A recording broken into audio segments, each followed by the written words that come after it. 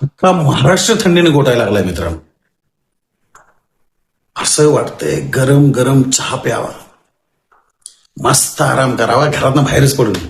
2-2 वाजले तरी कळेना घरातनं बाहेर जावं नको. अजून तोंडावच काढलं नाही तोपर्यंत एक कप चहा काय. मुलं सकाळी सकाळी लगेच म्हणतात आहे चहा चपाती. म्हणजे भारतातल्या सर्रास लोकांची सुरुवातच चहाशिवाय होत नाही. 4 मित्र भेटले की ए चल एक कटिंग हो जाय. पिऊन 5 मिनिटं नाही झाली तोपर्यंत दुसरा आला तरी म्हणतो चला चहा पिऊन ये.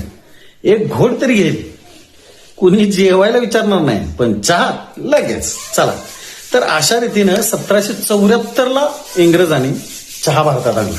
प्रथमदा त्याची लागवड करण्यात आली म्हणजे चहाची. त्यानंतर 1830 साली म्हणजे 1830च्या दशकात आसाममध्ये व्यावसायिकरित्या चहाचं उत्पादन चालू झालं. आणि तिथून चहा अगदी छोट्यातल्या छोट्या व्यक्तीपासून ते मोठ्यातल्या मोठ्या माणसांपर्यंत, तर सकाळी उठल्यापासून ते रात्री झोपेपर्यंत प्रत्येकाच्या चहाशिवाय सुरुवात होत नाही. ऑफिसमध्ये असेल तर म्हणतो ए सकाराम चल चहा घेऊन ये. जनरली माणसाची सकाळची वेळ आणि संध्याकाळची चहाची वेळ ही 4 वाजताची असते. 4 वाजले की चहा चालूच असते.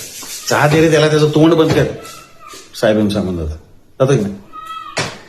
तसं चहा हा आता सर्वात मोठा व्यापार आहे.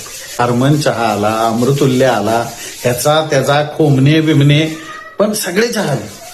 पण त्या चहावरती व्यावसायिकरित्या लोकांनी एवढी कमाई केली चहामधून, त्यांना आज माहिती नसेल आज आंतरराष्ट्रीय चहा दिन आहे म्हणून.